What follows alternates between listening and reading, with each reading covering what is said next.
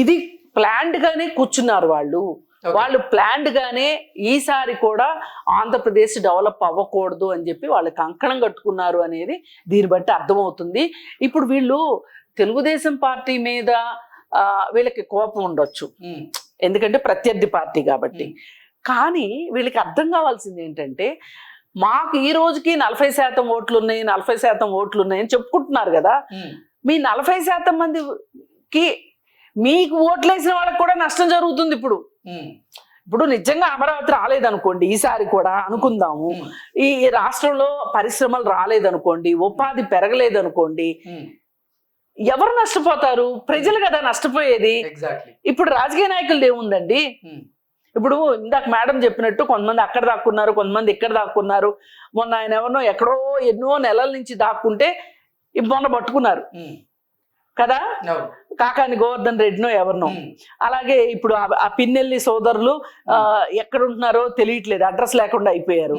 ఇట్లా మనం ఈ నాయకులు జైలుకి వెళ్తారా, లేకపోతే సుఖంగా వచ్చి హైదరాబాద్ లో బతుకుతారా, లేదు అనుకుంటే లండన్ వెళ్ళిపోతారా, అది వేరే విషయం. కానీ ప్రజలు ఎక్కడికి వెళ్తారు? వెళితే ఎక్కడికి వెళ్తారు? వాళ్ళు వలస వెళ్ళాలి, వలస వెళ్తారు. మొన్న 5 సంవత్సరాలు 10 లక్షల గ్యాస్ కనెక్షన్లు ట్రాన్స్ఫర్ అయినాయి అని చెప్పి హెచ్పిసిఎల్ వాడు చెప్పాడు. ఇది కూడా అబద్ధమేనా? ఏ కాలంలో? జగన్ పరిపాలనా కాలంలో 10 లక్షలు అంటే 10 లక్షల గ్యాస్ కనెక్షన్లు వెళ్ళిపోయినాయి అంటే అర్థం ఏంటో తెలుసా? 10 లక్షల కుటుంబాలు వెళ్ళి, ప్రజలు 40 లక్షల మంది. కనీసం ఒక ఇంట్లో భార్య భర్త 2 పిల్లలు లేరు, పిల్లలే లేరు అనుకుందాము. 10 లక్షల కుటుంబాలు వెళ్ళిపోవడం అంటే చిన్న విషయమా? అంటే అక్కడ ఏమన్నా ఒక సునామీ లాంటిది వచ్చిందా ఆంధ్రప్రదేశ్లో? సరే, జరిగిందేదో జరిగిపోయింది, అయిపోయిందేదో అయిపోయింది. ప్రజలు మాకు బుద్ధి వచ్చిందిరా రాముడా దేవుడా అనుకుంటా తెలుగుదేశం పార్టీని గెలిపించుకున్నారు. ఏం చేస్తారు చూద్దాము. నేను ఇది చేసేస్తారు, ఆయన ఇంద్రుడు చంద్రుడు ఇంకేముంది మొత్తం అసలు అల్లావుద్దీన్ అద్భుతదీపం ఉందని నేను అనట్లా, వాళ్ళ పార్టీ వాళ్ళు అనుకుంటారేమో. ఒక సోషల్ యాక్టివిస్ట్ గా నా పరిధిలో నేనేం చెప్తాను అంటే, ఎవరికైనా టైం ఇవ్వాలి. ఇప్పుడు ఆంధ్రప్రదేశ్ ప్రజలు కూడా దురదృష్టం ఏంటి అంటే, ఈయన ముసలాయన అయిపోయాడు, ఈయన స్పీడ్ గా చేయట్లేదు, అందుకే చాలా లేట్ అయిపోయింది. ఈయనైతే నవయువకుడు, పైగా స్కాములన్నీ చేసి డబ్బులు సంపాదించుకుని ఉన్నాడు. ఇప్పుడు ఆయన సంపాదించుకున్నాడు కాబట్టి మనకు కూడా బాగా చేసేసి పెట్టేస్తాడు అనుకుని జగన్మోహన్ రెడ్డి గెలిపించారు. గెలిపిస్తే ఏమైంది? మొత్తం పోయింది. సరిపోతే మళ్ళీ వచ్చాడు చంద్రబాబు నాయుడు గారు. ఏం చేస్తారు చూద్దాం, టైం ఇవ్వాలి కదా ఎవరికైనా. ఒక 12 నెలలు టైం ఇచ్చి ఈ 12 నెలల్లో చెయ్యింది 4 ఏళ్లలో చేస్తాడా అనే మాట మాట్లాడటం శుద్ధ అవివేకం. ఇప్పుడు 4 ఏళ్ళు అయిపోయాక 4 ఏళ్లలో ఏమీ జరగలేదు, సంవత్సరంలో చేస్తాడా అంటే అది వెనుసొంపుగా ఉంటది, కనీసం వాదనకు నిలబడుతుంది. అందుకని ఏది ఏమైనప్పటికీ ఇక్కడ మీరు ప్రజల నోట్లో మట్టిగడ్డ కొట్టాలి అనుకుంటే ఇలాంటి అబద్ధాలు ప్రచారం చేయండి. నాకు కావాల్సింది ఏంటంటే రాజకీయ పార్టీలు కాదు, రాజకీయ నాయకులు అసలే కాదు, అందరూ దొంగలే నా దృష్టిలో అయితే. సరే, వీళ్ళు ఏదో చేస్తామని వచ్చారు, సరే చేస్తున్నారు, చూద్దాం. ఒక అవకాశం ప్రజలు ఇచ్చారు కదా, మీరే ఆగలేకపోతున్నారే? అప్పుడే 5వ సంవత్సరం వచ్చేసింది అనుకుంటున్నారా? మీ అందరూ ఏమన్నా అనుకుంటున్నారేమో కానీ రాజకీయాల్లో ఉండాలి, నేను ప్రతిపక్షంలో కూర్చొని ప్రజల పక్షంగా నేను ఉండాలి అని మీ జగన్మోహన్ రెడ్డికి లేదు. మీకు ఏమైనా ఇంగితం ఏడిస్తే ఆయన అసెంబ్లీకి పంపండి. ఇప్పుడు నిన్న కేకే సర్వే వచ్చింది, దాంట్లో కూడా ఏంటి, ఆయనకి ఓటు వేసిన వాళ్ళు ఓటు వేయని వాళ్ళు కూడా అసెంబ్లీకి రావాలని కోరుకున్నారు. మీరు సర్వే ఇంటే గనక మీకు అర్థమవుతుంది అసలు ఆయన ఎందుకు ఇంట్లో కూర్చుంటున్నాడు. అంటే బెంగళూరు వెళ్తున్నాడు, ఏముంది బెంగళూరు ప్యాలెస్ లో డబ్బులు ఎక్కేసుకుంటున్నాడా? అక్కడే ఉన్నాయి, దాచింది దోచింది అన్ని అక్కడ దాపెట్టుకున్నాడా?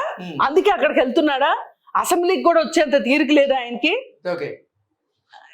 మీరు ఏమన్నా ఉంటే ఆయన అసెంబ్లీకి రప్పించండి. కనీసం మీకేసిన 40% ఓటింగ్ శాతంలో, అంటే మీకోసం ఓటు వేసారు కదా, వాళ్ళకైనా మంచి చేయాలి కదా. వాళ్ళకి మంచి చేయాలనుకుంటే మిగతా వాళ్ళకి కూడా మంచి చేసిన వాళ్ళు అవుతారు. మీరు వచ్చి నిలదీయండి ముఖ్యమంత్రిని. ఏంటి మా నియోజకవర్గాల్లో పనులు ఏంటి, మంచి ఏంటి, చెడేంటి, నిద్రపోనివ్వకండి, ఆయన గుండెల్లో నిద్రపోండి.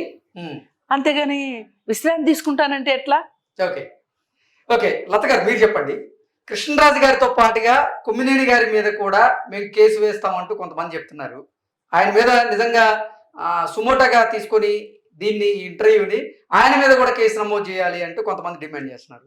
దీని మీద ఏమంటారు? ఇప్పుడు కృష్ణకుమార్ గారు చెప్పినట్టు ఇది మనం ఈ టాపిక్ ఇది మాట్లాడదాం, నేను ఇది మాట్లాడతా, నువ్వు ఇది మాట్లాడు, ప్రిపేర్ అయ్యి ఇద్దరు ముందే అంటే ఎవరైనా యాక్ట్ చేయబోయే ముందు డిస్కస్ చేసుకున్నట్టు ఇద్దరు స్క్రిప్ట్ రెడీ చేసుకొని సో కూర్చున్నారు. సో సాక్షి ఛానల్ ఎలాగో ఉంది కదా సొంత ఛానల్, సో ఏది మాట్లాడినా వేసుకోవటానికి మాట్లాడటానికే పెట్టుకున్న ఛానల్ కదా అది. ముందు అట్లాంటి ఛానల్స్ బ్యాన్ చేయాలి. ఇది ఒకళ్ళ గురించి పెట్టి మాట్లాడటం కూడా కాదు కదా. అంటే ఇప్పుడు అక్కడ ఎంతమంది మహిళలు, కొన్ని వేల మంది, లక్ష మంది పైన కూడా ఉండొచ్చు, మేబీ లక్షల్లో ఉండొచ్చు మహిళలు, చుట్టుపక్కల ప్రాంతాల్లో మహిళలు ఉండొచ్చు. వాళ్ళందరూ మనోభావాలు కదా. సో ఇలాంటి ఛానల్స్ మూలాన ఎవరికి లాభం? నిజమని నమ్మే వాళ్ళు కొంతమంది ఉంటారు, వాళ్ళు భయభ్రాంతులకు గురయ్యేటువంటి అవకాశం ఉంటది కదా. ఒకటి ప్రజల్లో ఇప్పుడు ఒకటి ఆడ పిల్లల్ని తీసుకోవాలన్నా, పెళ్లిళ్ళు జరగాలన్నా ఇవన్నీ ఇంపాక్ట్ ఉంటదా ఉండదంటారు అక్కడ? వాళ్ళ ఫ్యామిలీలు ఏంటి? ఇప్పుడు ఒక సంబంధం కలుపుకోవాలనుకొని వెళ్తారనుకోండి, సే అక్కడ ఉండే వాళ్ళని ఓ టీవీలోనే డిబేట్లలోనే చర్చల్లో నడిచింది, ఆ కుటుంబాలు ఎలాంటివో అని ఆలోచిస్తారా? ఆలోచించరా? సో ఇవన్నీ ఫ్యామిలీకి కూడా పడతదా లేదా? ఆ ఫ్యామిలీలో ఆడపిల్లలు ఎక్కడెక్కడో వెళ్ళి బతుకుతూ ఉంటారు. సో వాళ్ళ మీద ఇంపాక్ట్ ఉండదా? సో వీళ్ళు ఇంకా ప్రజలకు మంచి చేయాల్సిన ఒక అపోజిషన్, నన్ను అపోజిషన్ గా గుర్తించండి అని చెప్పే ఒక వ్యక్తి జగన్మోహన్ రెడ్డి గారి సొంత ఛానల్లో ఇలాగా మహిళల గురించి మాట్లాడతాడా? దీనికి సమాధానం చెప్పాల్సింది భారతిరెడ్డి చెప్పాల్సిన అవసరం లేదా? ఆ ఛానల్ ని నడుపుతున్న భారతిరెడ్డి గారు ఖచ్చితంగా బేషరత్తుగా బయట వచ్చి క్షమాపణ చెప్పాలి, లేకుంటే ఆ ఛానల్ మూసేసేయాలి. మహిళలందరూ కూడా దాని ఛానల్ ని బైకట్ చేయాలి. అలాంటి ఛానల్స్ ఉంచటం కూడా కరెక్ట్ కాదు. మహిళల్ని ఇంత ఘోరంగా ఇప్పుడు ఒకప్పుడు భారతిరెడ్డి గారిని ఒక మాట అన్నారు అని అంటే వీళ్ళు మాట్లాడారు గతంలో అందరినీ.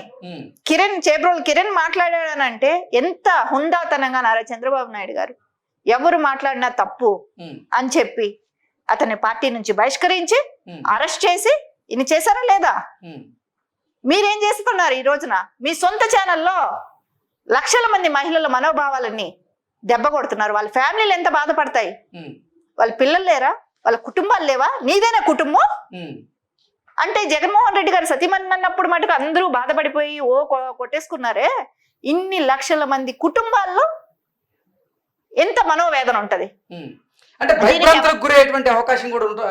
అసలు అది కూడా కాదండి, ఆ ప్రాంతంలో మగవాళ్ళ పరిస్థితి కూడా ఆలోచించండి. ఖచ్చితంగా పిల్లలే కావచ్చు.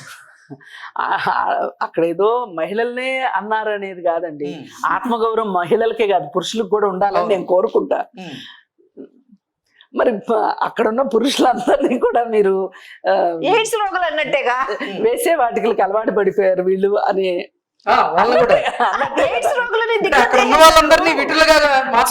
మాట్లాడినట్టే కదా. ఇప్పుడు ఒక ఆమె వేశ్యా వృత్తి చేస్తుంది అంటే విటులు లేకుండా చేయదు కదండి. మరి వాళ్ళని కూడా అన్నట్లే కదా చుట్టుపక్కల గ్రామాల్లో మగవాళ్ళు. ఇప్పుడు ఆడపిల్లని చేసుకోవడం ఎంత ఆలోచిస్తారో అక్కడున్న మగపిల్లలకి పిల్లల్ని ఇవ్వటానికి కూడా అంతే ఆలోచిస్తారు కదా. ఎగ్జాక్ట్లీ. అంటే ఒక ప్రాంతాన్ని అన్నట్లు, అక్కడ నివసిస్తున్నటువంటి మగవారిని అన్నట్లు, ఆడవాళ్ళు అన్నట్లు అందరినీ కించపరిచేలాగా మాట్లాడి ఆయన ఏం సాధించినట్లు. వాళ్ళ బాధ అంతా ఏంటో చెప్పమంటారా? వాళ్ళ అక్కసంతా ఈ అమరావతి ప్రాంతం వాళ్ళు భూములు ఇచ్చారు కదా, అసలు ఈ భూములే ఇవ్వకపోతే ఈ అమరావతి ఉండేది కాదు అనేది వాళ్ళ బాధ. ఈ ఉద్యమం చేయకుండా ఉంటే కూడా ఎప్పుడో వైజాగ్ మారిపోయేది కదా, అది కూడా ఉంటది. వీళ్ళు మహిళలే కదండి చేసింది. ఒక అద్భుతమైన పోరాటం చేశారు. మన భారతదేశంలో ఒక 4-5 ఉద్యమాలను గనక మనం ప్రముఖంగా తీసుకుంటే ఆ 4-5 ఉద్యమాల్లో అమరావతి మహిళా రైతుల ఉద్యమం కూడా అంతే ప్రాధాన్యత. అన్ని రోజుల పాటు నిరాహార దీక్షలు చేయటాలు, అన్ని రోజుల పాటు కంటిన్యూస్ గా శిబిరాల్లో కూర్చోవటాలు, అలాగే న్యాయస్థానం ఒక తీర్పు ఇచ్చింది అని చెప్పి ఆ తీర్పును తీసుకుని దేవస్థానం దాకా కాలినడకన బయలుదేరిన ఉద్యమం కావచ్చు.